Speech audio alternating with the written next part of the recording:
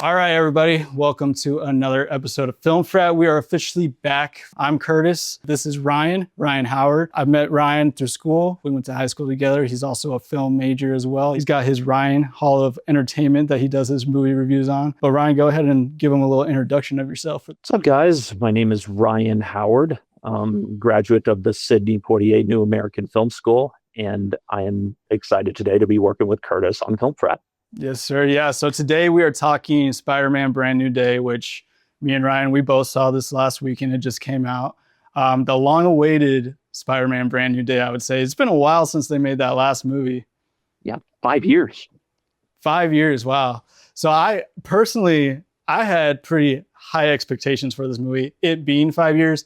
And on top of that, the last one being No Way Home, that one being, in my opinion, a really good movie. Plot-wise, people kind of say it doesn't have the greatest plot, but I mean, if we're talking fan service, it's a great movie to put on for some fan service, and it definitely has some great scenes and great moments in it too. What were your first impressions of Spider-Man Brand New Day? What are some things you liked? Let's start with some things you liked about Spider-Man Brand New Day, and what were you expecting going into it? So as far as expectations, going off of the trailers, it seemed like they were really selling the idea of a street level Spider-Man. And I love that. It really happened when I was watching the movie, but it was getting to a point where it was reminding me of the Spider-Man game for the PlayStation 4. Like Insomniac Spider-Man, it felt street level, where it was still playing in the sandbox of Avengers still with this movie, more so than like in the game. But I was happy to see that Tom Holland's Peter Parker / Spider-Man just wasn't under the Avengers umbrella, even though we've loved seeing him every single time. It was kind of surreal to see him. Even there was a point where it was so surreal to see him in the MCU to begin with.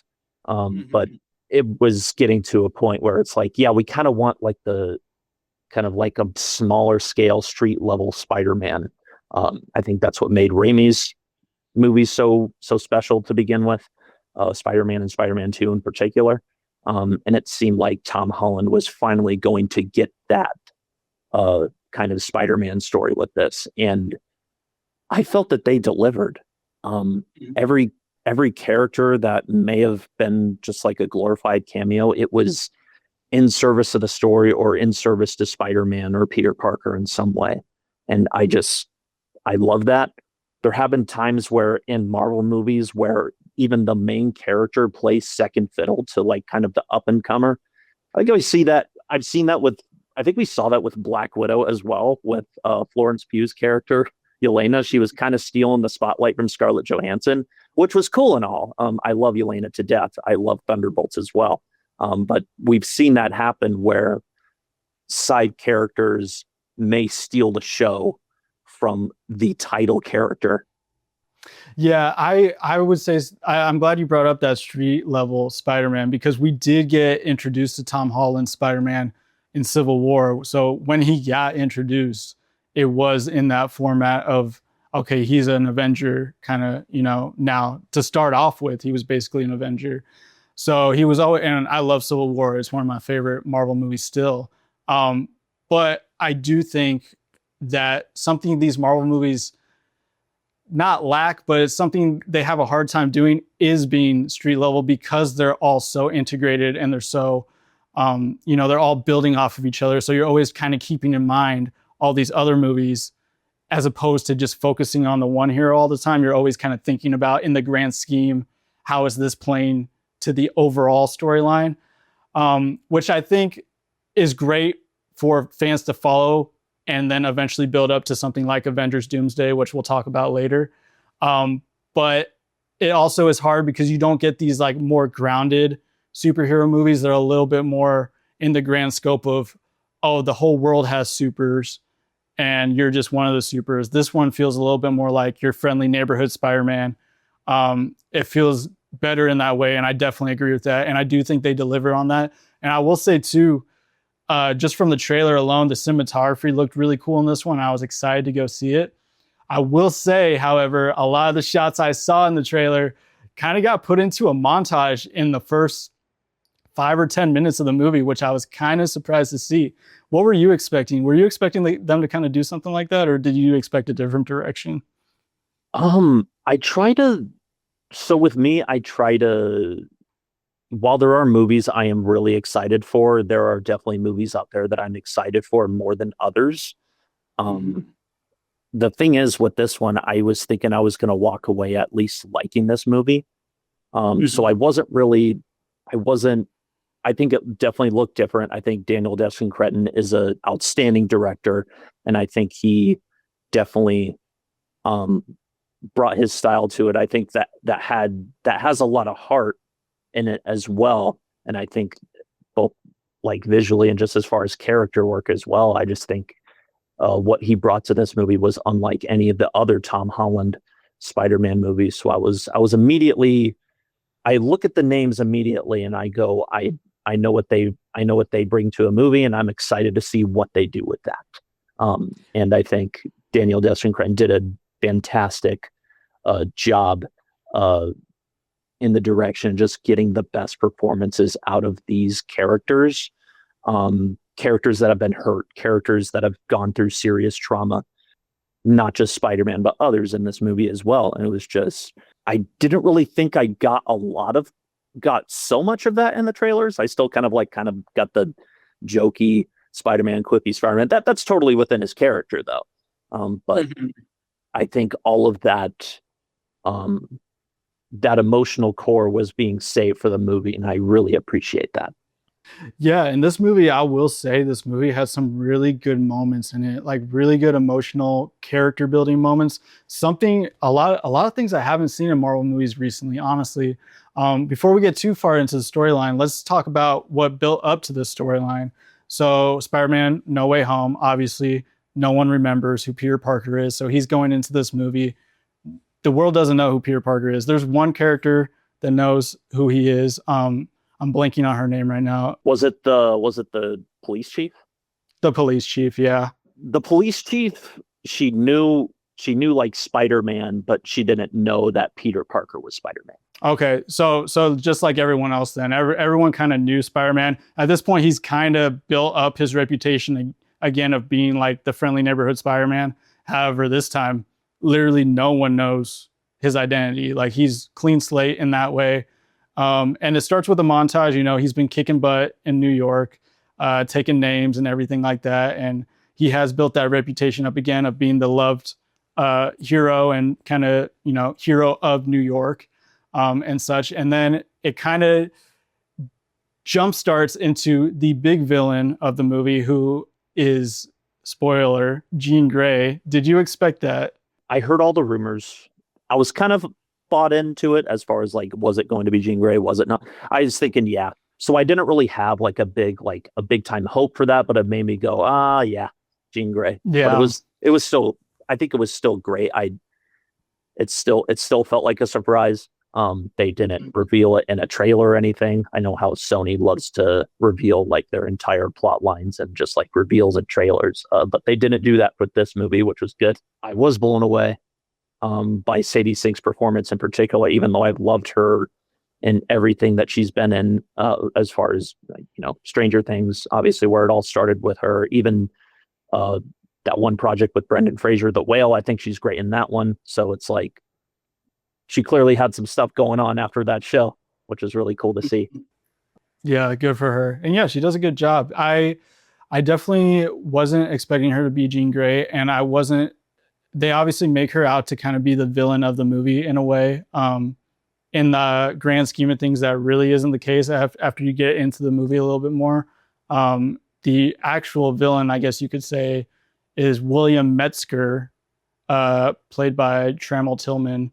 He is the main villain character, which to me, watching it, I'm like, I've kind of gotten the formula to a point a little bit, with Marvel. I'm like, the second this guy came on screen, I was like, this guy's the bad guy. You know what I mean? It wasn't a little bit predictable in that format for me, but did you feel that way? Did you think he was going to be the villainous character? Is this the person you were talking about who was the head of damage control?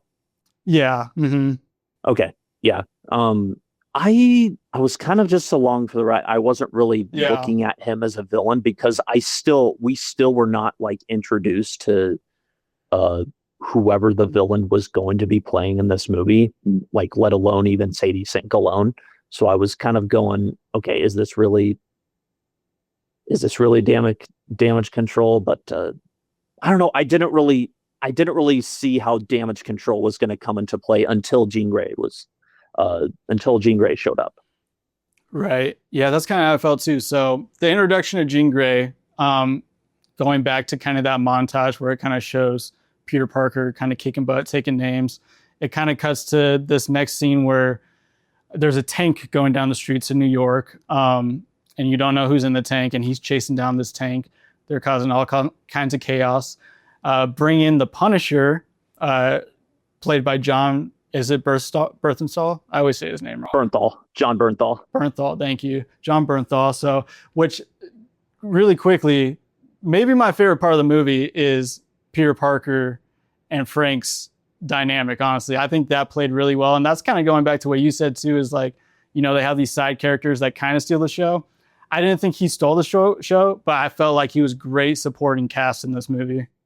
Yeah, of course. All of his bickering with Spider-Man, I thought was absolutely an absolute blast. I love John Bernthal as his character. I'm still due to watch. I've seen season 2 of Daredevil. I've seen that, but I'm still a little behind as far as like that side of Marvel. I mean, I'm watching Defenders right now, so it's like I'm kind of behind on that front. But I'm familiar with John Bernthal and Matt Murdock and these guys, this side of Marvel that has been brought in.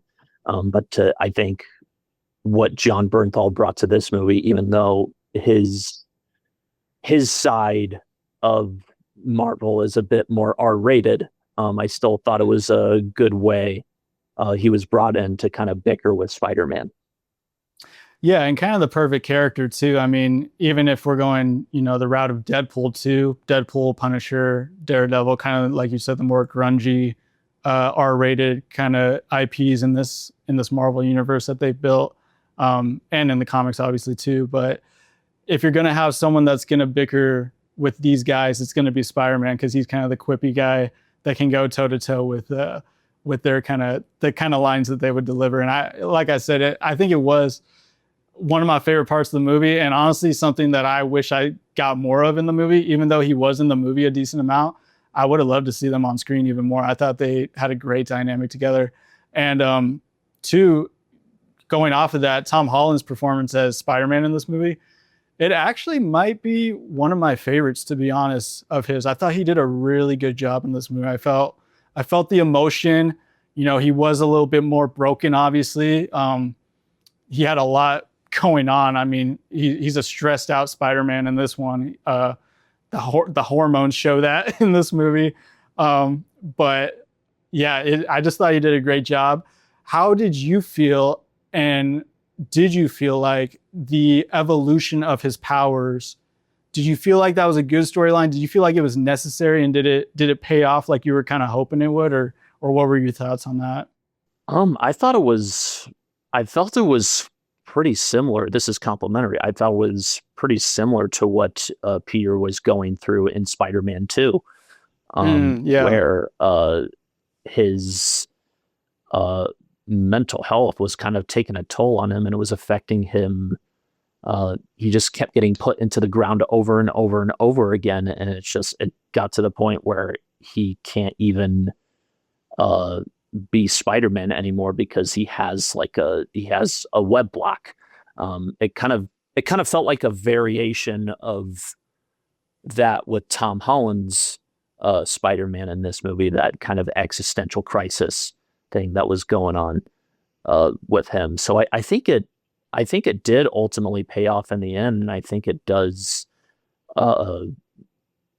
I think there's a really good message in there as well. Like, some feelings just aren't meant to be like suppressed or like stowed away forever, because it can get to a point where it can just become a bit like human emotions are just like they're supposed to be they're supposed to be allowed. They're not supposed to be suppressed, of course, within control. But it's just like I think it ultimately paid off in a way with a really, really good fight scene with the hand that I thought was really badass. So I thought that was the icing really as far as having an awesome action scene when it comes to that payoff as far as the spider hormones.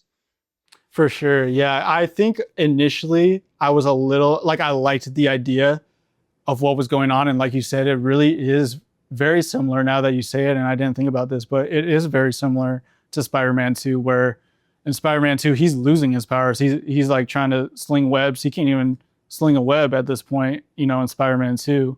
And he's going to get advice and how he can fix it and stuff like that. So yeah, it does really feel similar to Spider-Man 2. I think what watching it while I was watching it, I was a little bummed, and I see why they did this, but I was a little bummed that they went straight to the technology, like as a, you know, a reverse or like a fix. You know, it went from some really heartfelt moments. Honestly, you know, you get the one where he's fighting Scorpion and he's taken over by Jean, and he almost kills a cop, and you see like how that affects him, and he's like, oh shoot, can I even be Spider-Man right now? Like, I almost don't even have control of this right now. Like, this is endangering, you know, civilians and people. And you could see him struggling with that mental battle. I was a little disappointed. I went straight from that to like a real human scene to, okay, let's fix it with technology. I get it to have that payoff at the end of that fight with the hand, of him coming to the realization of this is just who I am, let it happen kind of thing, and kind of own it. So I do think it did pay off in the end. And like you said, it made for a really badass fight scene at the end, which it did. That was a big highlight of the movie for me too.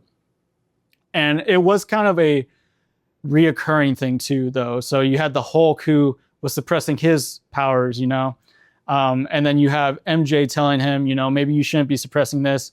Same with Bruce. He's telling him the same thing, which is kind of funny because he's suppressing his own stuff too. But yeah, so it's kind of like a reoccurring thing that people are telling him, maybe you shouldn't be suppressing it, and he's fighting it, trying to suppress it. So I think it did end up paying off for me in the end.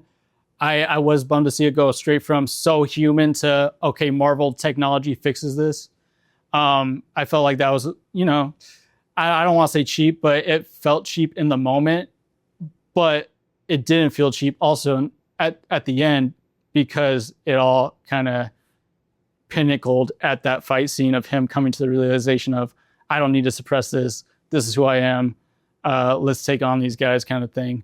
So I think I liked it overall. I definitely left the theater like having to dwell on it a little more, but overall I am happy with the direction they went with that.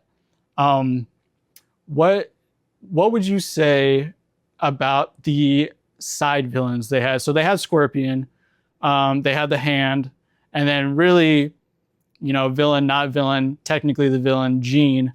These are the kind of the three villains that you get in this movie, and Jean being the main one of the three. Do you feel like they utilized Scorpion to the best of their ability and the Hand, or do you feel like they could have used them a little bit more and better? How did you feel about the villains other than Jean? I think maybe Scorpion got the short end of the stick as far as the villains getting their moments. I mean, you can make a case totally for Scorpion considering he's a Sinister Six character, right? But so yeah, it's like maybe he's being saved for another movie or something like that. But I'd say yeah, he definitely, because at least with the Hand, I mean, there wasn't a ton there, I don't think, but at least you got like that really, really awesome action scene before Peter's about to confront Jean Grey. So I think, considering that we've known about Scorpion since Spider-Man Homecoming, and kind of makes you go, oh, well, we're not really quite there with this character still yet, and it's been like 9 years or so. Right. But Mm-hmm. so I was like, I wasn't really thinking about it too much I really just came away with thinking about Jean Grey more than anything, and the action sequence with the hand. So it, I mean, there's one good part in there, with Peter throwing a piano on him, and Yeah. before he does that, he says, "Let's end on a high note." Yeah, Yeah. Yeah. good. Yeah, good shit. I enjoyed that. That was a cool moment. I just love dad humor, so I have a soft spot for that. So that's Yeah, no, I think, dude, the only thing with Scorpion, like you said, kind of like he got the short end of the stick, and I love Michael Mando. I've watched all of Better Call Saul. I don't know if you've seen Better Call Saul, but I I've seen think the he's first season. okay. Yeah, he is so good in that show. So I know he's got crazy good acting chops, and I would have loved to see them like be able to flex those a little bit more. Um, but I did like how they utilize her or utilize him and Jean in the sense that she has these people that she can kind of use to mind control that are going to put up a good fight against Spider-Man. And it isn't Jean Grey herself. Because realistically, Jean Grey, she could destroy him, pretty easily. So it's kind of cool that she's not a fully developed Jean Grey during this. Otherwise, it would be a very one-sided fight. She's kind of still, she's really only able to leap from person to person within, 30 or so feet. So her powers are pretty limited, and she's a young Jean Grey in this, which I appreciate getting to see that development. I do wish, let's talk about this. This is kind of like a big spoiler and a big part of the movie. And the more I think about it, the more I like it. But in the moment, I was kind of like, what? And that is going to be the vent or the VMAX, is them talking about VMAX this whole movie, right? The guy's like, what is VMAX? You and Spider-Man have just brought this up to me recently. I have no idea what it is. They're talking about VMAX quite a bit through the movie. And we end up finding out at the end of the movie as Jean is trapped by damage control and they're experimenting on her, and she looks up and she sees a faded sticker that says VMAX, and it's the brand of event. She realizes that the last message her sister was trying to convey to her was actually like basically the last thing she saw before she died. So it did hit that, okay, dang, her sister died. That's the last thing she saw. And it all built up to that. But man, did Jean get powerful after she found that out. She got real powerful real fast. Yeah. What did you think about the whole damage control on her and because to me, I don't know if damage control has been introduced before. Do you know if they have been? No, I don't think so. This is like the first time I've ever seen Okay. damage control. Was it like a central part in like either one of their stories? Right. I don't know if it was necessarily like in the long run of damage control. I guess technically for Jean, it's a storyline that they set up this movie that hasn't been an ongoing thing with her. Obviously they captured her sister, and her sister made sure to mind control Jean so she didn't know where she went because she didn't want her to get in trouble or to be in danger or anything like that. I do wish the sister backstory, it was developed to a good point, but I wish I would have got to see more of it a little bit, honestly. But I do like what they did with Jean and with the storyline overall. But what would you say if you had to pick some? Give me like what your cons of the movie are. What are some of your biggest cons of the movie? I think it was there wasn't, of course, like all of the good outweighs the bad with this movie. I think the one big bad out of the way was like there was some spotty CGI, and it just I think it was during the hand scene as well. There was like one shot of like there were ninja stars, and I was like, wow, that looks unfinished. But there wasn't, other than that, there wasn't a whole lot. I was thinking, because like the thing is, like with multi-billion-dollar companies like Marvel or Disney or Sony, it makes me it makes me go, why does some CGI like look unfinished? Like that's just inexcusable for like multi-billion-dollar company. It's different if you're like even a mid-budget movie or a small budget movie. But it just makes me go, you guys are a multi-billion-dollar company. You guys should be paying these visual effects artists handsomely in order to create the most convincing experience as possible. And they've gotten better because they've done like less. They've done more with less instead of like pumping out project after project after project to the point where like all of these shows that you watch on Disney Plus just turn into homework. But Literally, yeah. yeah, so they cut back on the content. Again, why I don't love the word content. They cut back on that a little bit, and I've loved a lot of their output recently. But there are some times where it just makes me go, guys, come on. You guys are you. You guys can do better than that.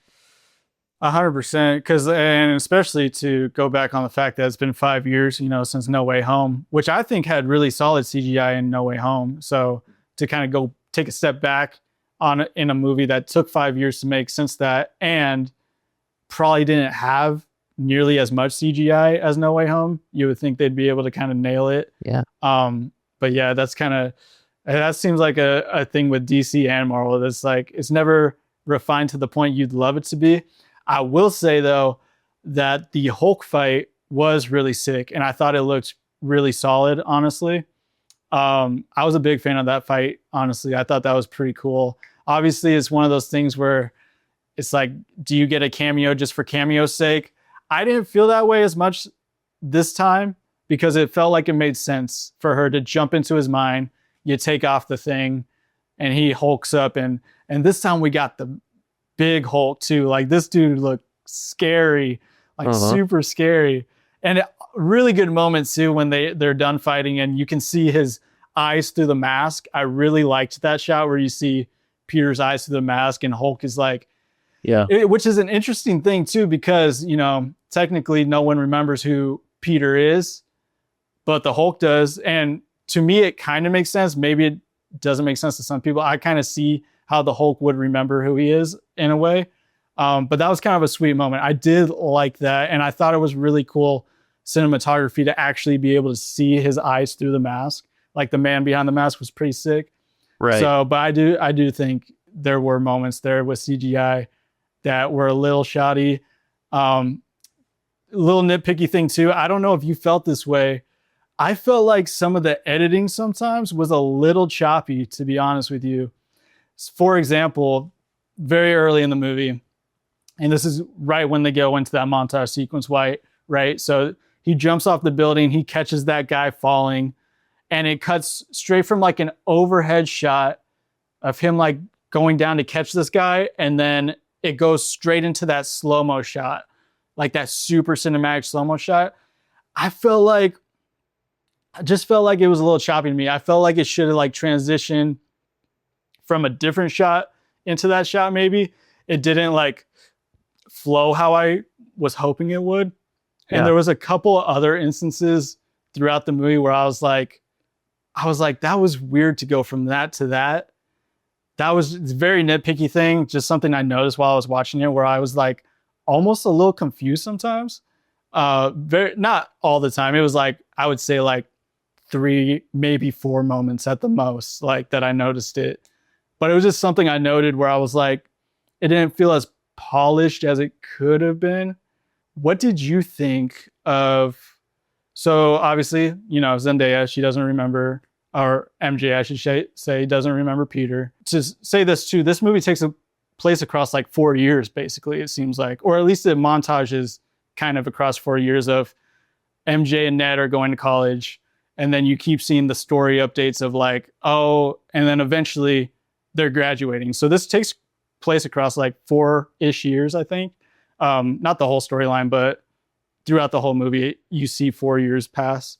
And then I knew, well, actually I was a little surprised. This was actually a good moment, but when Jean finds out that, MJ is Peter's, love interest and kind of targets her and jumps from person to person to get to her, I thought it was a good scene where she comes to that realization, like, oh my gosh, Peter, and he's like crying, and it's like a really heartfelt moment, and then she totally like becomes like an asshole when she, like she realize or not realizes, but once she breaks character and is like, your girl's being possessed right now, actually, and then jumps off the roof. It showed that to me that Jean Grey was not afraid to kill people, which I actually really appreciate about this movie. That moment, one, she obviously was super okay with MJ dying right there. She didn't care. Two, we actually see this happen where she is jumping from person to person, and she jumps into a person and backs up into the street and gets hit by a car.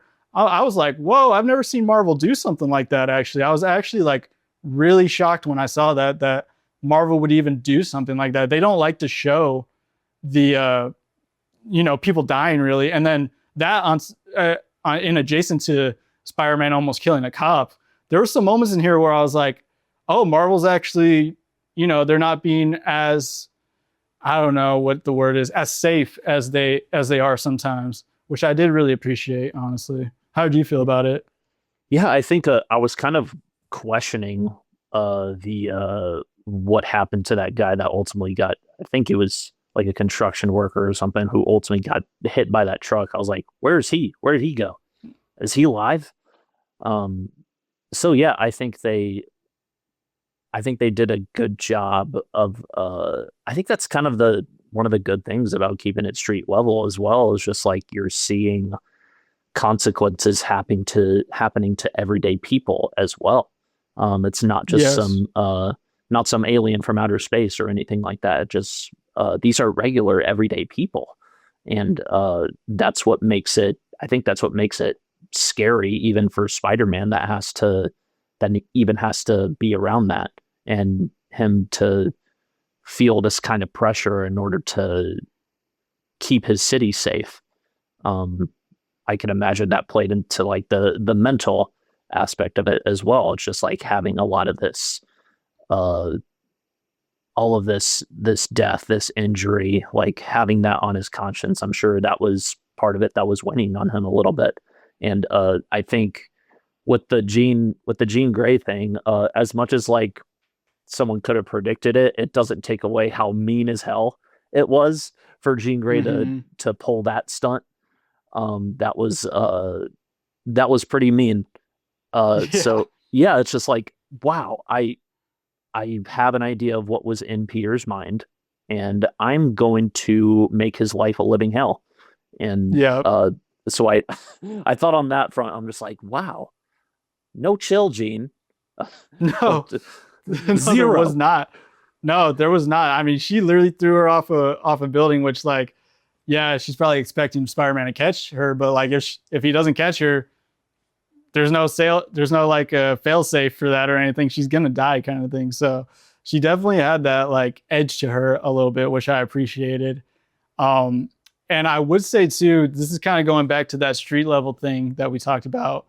I feel like a movie. This is totally going off on a little tangent, but I feel like a good movie that did that really well recently was actually the latest Superman. I felt like the latest Superman was really good at showing the consequences of the action going on to the regular day, everyday people, which I love that about the latest Superman by James Gunn. And I felt like the Spider-Man kind of implemented that a little bit where, okay, yeah, there's some crazy stuff, crazy cool stuff happening, but man, these guys are literally, breaking buildings, like they're running into stuff, they're running into cars, like, not everyone is like safe still. There's still consequences being had. And I felt like this did a way better job of doing that, which I did really appreciate about it. So yeah, I thought they did a really solid job with it. And I am curious, did you think Spider-Man was gonna die? Did you think he was gonna die? Honestly, no, because I feel like they're saving, because I feel like they have plans. I don't think it's in Doomsday, but I think it's in Secret Wars as though. I think that symbiote is still out there, and they have plans for that eventually. From what I have seen, it's like he has in the Secret Wars comic, he has that black symbiote, He has that black Mhm. suit. And I think another reason this movie is so good as well, it's like we kind of see Peter struggling with the darker side of himself a bit, Mhm. and kind of that temptation a little bit. And I think that is really apparent when he has the black suit as well. I mean, we've seen that in Spider-Man 3, but it was, but I think it's, they're saving him for another time. So I don't think he was going to die. I did buy the fact that he was in super critical condition because Punisher sniped him. Uh, that Yeah. was, that was, uh, that was wow. Uh, Gene would have died from that shot, I think. But so I bought that he was in critical condition. So I felt the stakes there, even if I didn't think he was going to die. What did you think? I thought he was gonna die. I thought he was gonna die because he gets shot, right? And it's kind of like this, oh shit kind of moment. Obviously, he got shot, like that. They didn't need him falling, but he falls over so quickly after he gets shot. Like it's not like a slow fall. He like drops after he gets shot. And then when he's laying there, the blood is pooling like crazy around him. It's like a puddle of blood around him. And I'm like, and so here's my thing too. I thought maybe he was going to die, but I was still very convinced that they would pull the plug on it, as far as like not killing him, because I don't know if you saw the latest Ant-Man, Ant-Man Quantumania. I totally thought Ant-Man was going to die. And I totally was like, wow, it was going to be a memorable, for me, that latest Ant-Man. It wasn't a great movie, but it was going to be a very memorable movie to me because they had the balls to kill Ant-Man in it. And I was like, oh, snap. There are stakes again. Like there are consequences. These people aren't, totally built around plot armor all the time. I was like, when that happened in Ant-Man, I remember being like, dang, Marvel actually has the balls to do this. And then he doesn't die. And then I was like, like now I don't like it as much, honestly. Like I don't want Ant-Man to die, but I would have remembered this as a movie like, holy crap, Ant-Man died in this movie kind of thing. Yeah, this would have hit harder if you ultimately follow up on your decision to kill characters. Exactly. You don't want to kill them off for stupid reasons. We've seen like big franchises kill off characters in lame ways, but it just makes you go and makes you feel the stakes a little bit more. And yeah, that is a good point. It can kind of get to a point where you feel overstuffed with characters in particular. Yeah, no, it's just like it is one of those things where, so going from the example of Ant-Man to this one, I had the feeling like, same feeling. I was like, oh, he's going to die kind of thing. I was like, he's going to die and he doesn't die. And I wasn't bummed about it because I love Spider-Man, but I'm also like, why kind of thing? Like, why play with our emotions like that kind of thing? It was sweet though, Frank comes and gets him, carries him to the hospital, and then that was a good moment where he's standing outside the window he pretends waving. to be Spider-Man. Oh man, so good. That was a good one. That was great. That was funny. Got a good laugh. Yeah, that was a good one. I did enjoy that a lot. So, and I am glad that I hopefully get to see them both on screen more going forward. But yeah, so I guess kind of to wrap up the overall the review on Spider-Man Brand New Day. How do you think this holds up to? I almost want to say they're making a new Tom Holland trilogy. It feels like the original trilogy is kind of its own, thing. And then I don't know if it will necessarily be a trilogy, but it feels like this is a new chapter of the Tom Holland Spider-Man where he's not in high school anymore. He's a little older. It almost felt like the original trilogy was his, how do you say it? Like his kind of his coming of age story. Yeah, coming of age story. Kind of him becoming Spider-Man, and it feels like what their transition, which I can really appreciate in the sense of taking their time to do that. Honestly, it feels like he has grown up more and more every movie and learned every movie, which I really appreciate the slow approach to that rather than just doing it all in one movie or something like that. I do appreciate the more slow burn approach to telling his story. So I'm excited. about this next chapter to him, because it's like the adult version of Spider-Man, the more mature version of Spider-Man. Dude literally is concocting his own webs in his veins now. He's a completely different Spider-Man. Where do you think they go with it from here? Do you think he's going to be in Doomsday? And then we can kind of wrap up some thoughts on Doomsday. But where do you think Tom Holland's Spider-Man is going from here? I think I think for starters, Black Suit is still I think that's on the horizon. That symbiote is still out there, that Tom Hardy left behind the 42 seconds he was in No Way Home. I remember. Okay, yeah. Mm-hmm. Yeah. So I think that's on the horizon. This was like kind of like a good hint to with Peter struggling with that darker side of himself. I think that's really going to be apparent when he has Black Suit. I think and I don't think it'll be in Doomsday, but I do think it'll start in Secret Wars, and I think that'll carry over into the next Spider-Man movie. I do agree with you. I think it's a different era right now that Tom Holland is in right now as Peter Parker or Spider-Man, where he's going to have different challenges. He's going to have other obstacles he's going to have now that he's an adult, and he's not like with an Avengers type of squad anymore. He was kind of like a cog in a machine for the longest time with Avengers. But to see him, this is really the first step of him coming into his own.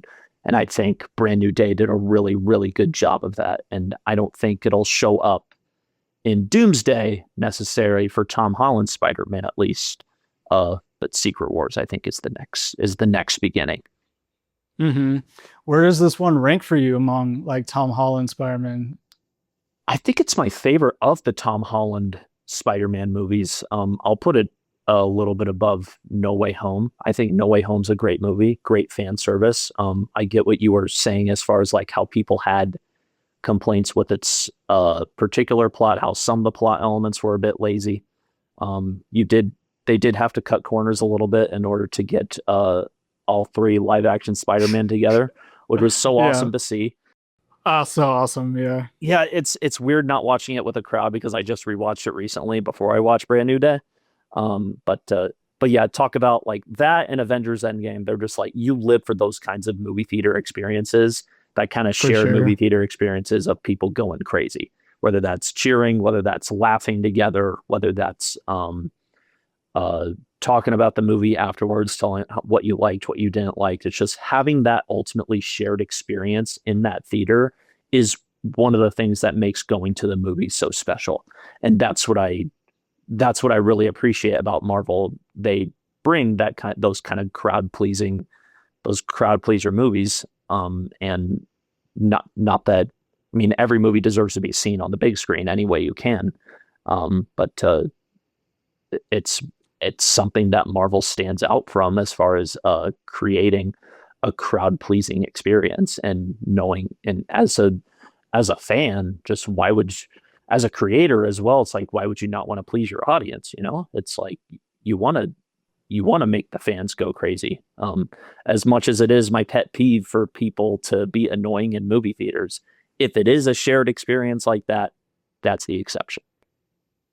Yeah, no, definitely. Like our theater was pretty packed for this one, and there was a pretty funny moment in our theater experience where there was some joke that was on screen about chili or something like that, and then there was a moment of silence, and someone ripped one really loud in our theater. Oh my gosh! It was a pretty good shared laugh in the movie theater during that time. So, no, like you said though, like I do really love Marvel for the community they've built and bringing people together for that shared movie theater experience.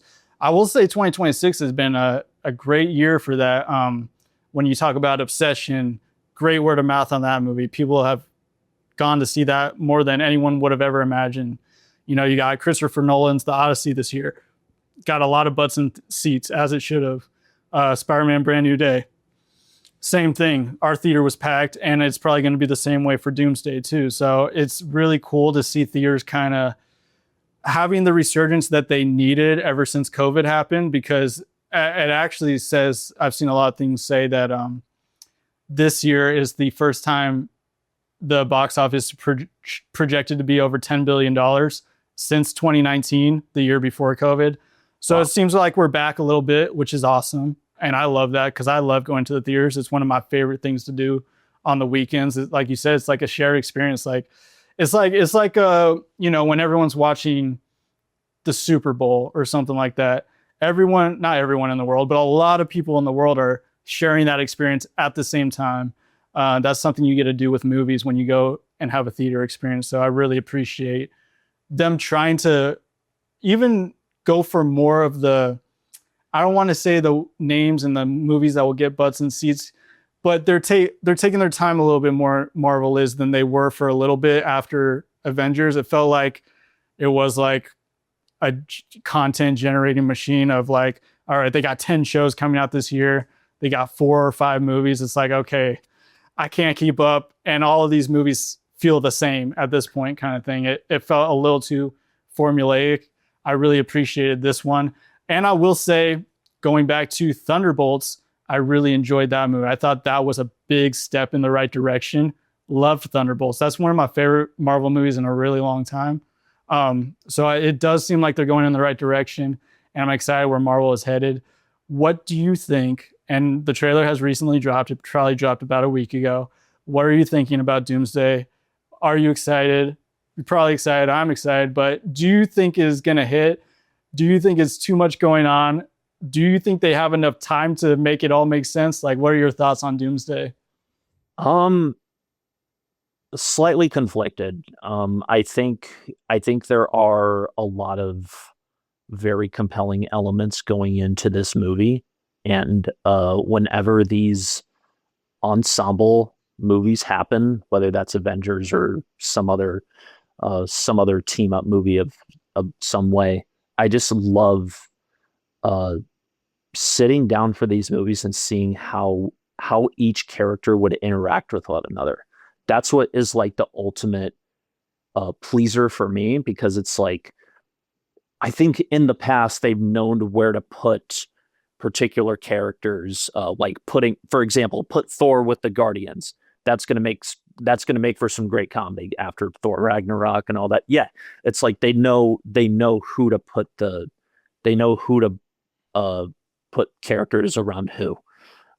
So I think Doomsday, I have my reservations. I like a lot of the characters. Like, I really love Thunderbolts. The Fantastic Four movie was good as well. And I think there are a lot of moving parts in here that originally the plan was supposed to be the Kang Dynasty, and they've given all the drama that has happened with Jonathan Majors, which is unfortunate.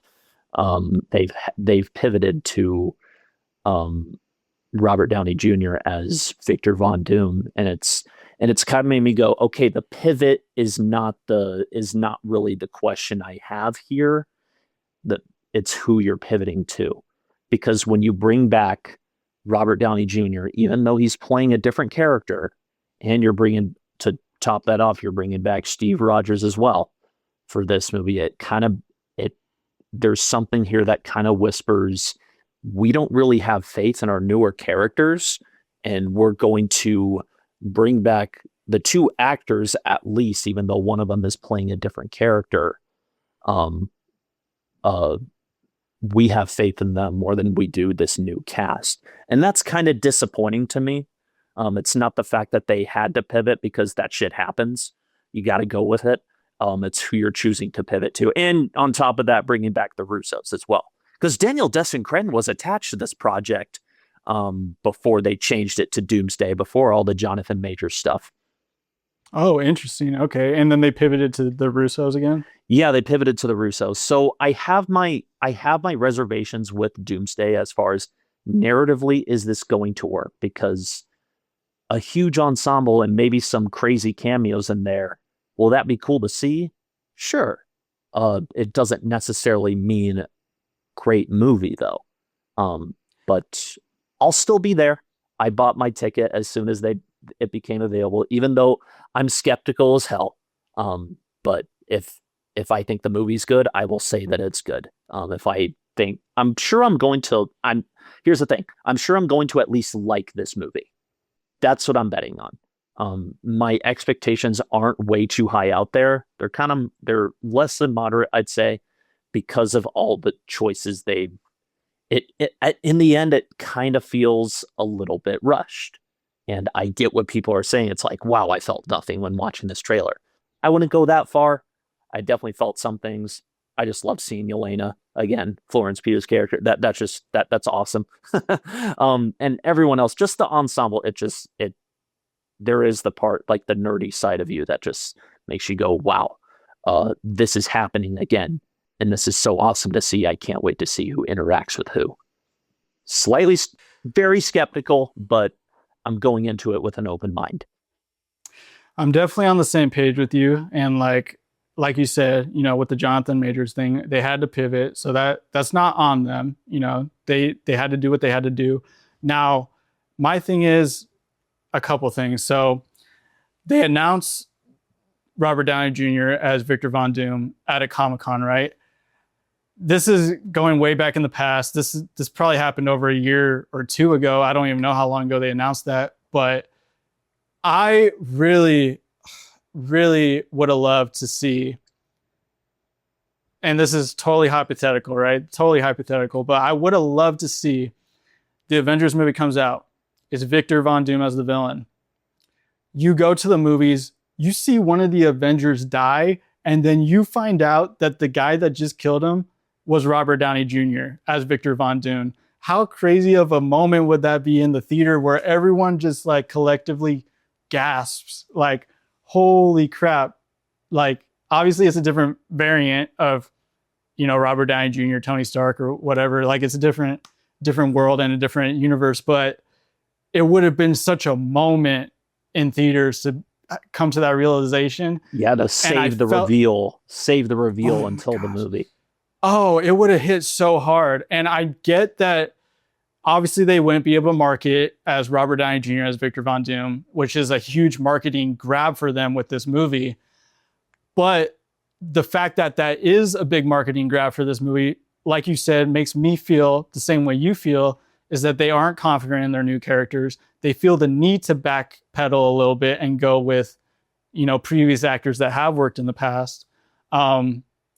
Same with Chris Evans. It feels like they're afraid to commit to anything. They're afraid to commit to Robert Downey Jr., Tony Stark being dead. He's dead, but we still get Robert Downey Jr. So it's almost like you get almost best of both worlds. You get closure with the character, but you get to use him for whatever the hell else you want to use him for, which Marvel has the ability to do that because they built such a crazy multi-universe kind of world. Mm-hmm. It's an easy way to cheat considering they have the multiverse. Exactly. So they have the luxury to do that. So I'm not dogging on them for doing that. It's smart in some aspects for sure.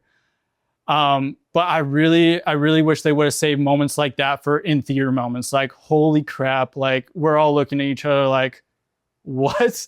Like, kind of thing.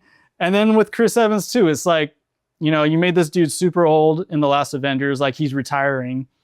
And it's like you're afraid to commit to it. It's like you can't commit to him being retired and passing the torch on to Falcon because you don't feel confident in what you're creating now. And that is a little bit of a bummer to me, and very much so makes me skeptical like you on this movie coming out. I will say when I saw the trailer, it is sick to see the X-Men and the Avengers in the same movie together. Like, that is super sick. Definitely like a fan service kind of feel like you got with Spider-Man a little bit in that sense. I am a little worried. I think Victor Von Doom is going to be super badass in this movie, even just from the trailer alone, where Thor comes down with this hammer and he stops it like it's nothing. Like, yeah, like it's like, okay, well, this guy's freaking strong. So I am excited about him being the villain. I actually am excited about Robert Downey Jr. doing it too. Like I keep saying, I wish they would have saved that, but it is what it is.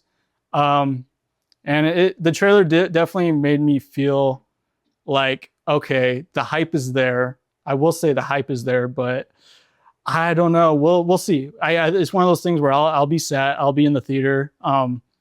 And I hope I feel great after I leave the theater, but I don't know if I will, kind of thing. We'll just have to see what happens.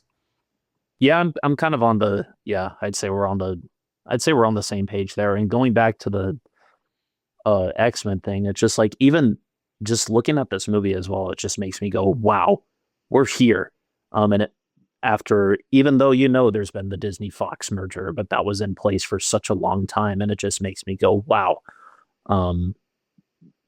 These all of these universes are colliding together in some way with the past X-Men characters and with these with the Avengers and New Avengers and Fantastic Four. It just makes me go, oh my gosh, like we're whew, we're here now. And it kind of, in retrospect, it gives me goosebumps a little bit. It makes me go, wow, this is something we've been kind of dreaming for as kids as well.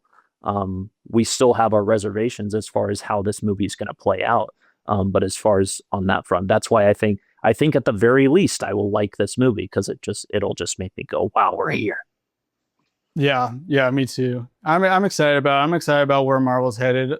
Honestly, I mean, totally opposite end of the spectrum, but I'm excited where DC's going with stuff too. So I think superhero movies in general are going in a good direction. So that's exciting. They got Clayface coming out. Supergirl came out. I honestly didn't see that one, but I saw it. I thought it was fine. Okay, yeah. So yeah, I think superhero movies they're coming back a little bit in a good way, where it's not as cookie cutter, rinse and repeat, same formula, replace the superhero kind of thing. It feels like, especially with this Brand New Day movie, I will say there were very, very good moments in it that I was like, yeah, that felt like it broke the surface level of what some of these movies. It felt like it got to the human core of the character a little bit more, rather than him just being a superhero. So I really did appreciate that. And yeah, I'm excited. I'm excited to see what they do. It's been a good year for movies so far. So I'm just hoping it kind of keeps going, and we'll see, Doomsday, as they've been calling it, will be a good weekend for us to review some killer movies coming out. Yeah, of course. It's just been, I feel like it's already been crazy enough. Like, even though Odyssey and Brand New Day didn't release on the same day, it's still been, I saw the Odyssey in IMAX again yesterday, and the theater was packed, and it just makes me, and it's been freaking crazy at the movies right now. It's just, I can only imagine what it's going to be like for Doomsday as well. Because I don't know what my watch strategy is going to be. I don't know if I'm going to watch both in one day, or one the night before, or one I know I'm watching Avengers Doomsday on the Friday morning it's out. Okay. I was trying to get my 70 millimeter for Dune Part 3, but I couldn't get my hands on it. They were in way too high demand. It's like the 70 millimeter with the Odyssey right now, just way too high demand right now. It's a hot commodity. Yeah, it is. To the point where they've even extended it, and I'm just like, hey, that's a good idea, because it's in such high demand right now. Oh yeah, no, it's so cool to see that, and I don't want to completely credit Sinners for like almost putting it back on the map, the IMAX, like how cool IMAX is, but Sinners did a really good job of marketing for the IMAX viewing experience, the way they did it, and I feel like it's kind of got people back into the form of like, oh, it's so cool to see movies on the big screen and you get the full picture and just looks so good. So it's really cool to see the hype coming back for theaters. Dude, you literally you have to go weeks out to get a showing for the Odyssey still for that 70 millimeter right now. Right. To even get decent seats as well. I mean, I was lucky enough to get a 70 millimeter the Friday night. It came out. These were the tickets that were available a year in advance. And wow. Okay. Yeah, Jeez. I risked my life for these tickets, because this notification came up on my phone saying that Christopher Nolan's The Odyssey comes out a year from today. Buy your early access tickets now. And I was like, oh, you son of a bitch. And I was like, I was at a stoplight. Don't go on your phone while you're driving, okay? Um, I pulled up my phone, I pulled up Fandango, and I was able to secure a seat. Was it the best seat in the world? No, but it was what I could get. So my seat was kind of crappy for 70 millimeter at Arizona Mills, but it was worth, some things are worth risking your life for. Yeah, seriously, dude. I mean, that gives me a lot of hope right now for theaters in general that you got that ticket a year in advance and still weren't able to get like a prime seat necessarily. That gives me a lot of hope for theaters, to be honest with you. So that kind of makes me happy in a big way. So, well, cool, man. I think this has been a good review of Spider-Man Brand New Day. I appreciate you coming on and introducing yourself and doing this review with me. And for anyone watching, please remember to like, subscribe. We're trying to build a little film community of filmmakers and film lovers. So we'd love to have it and love to have you on, Ryan. Appreciate it. And we'll see you guys in the next one. See you guys. Thank you.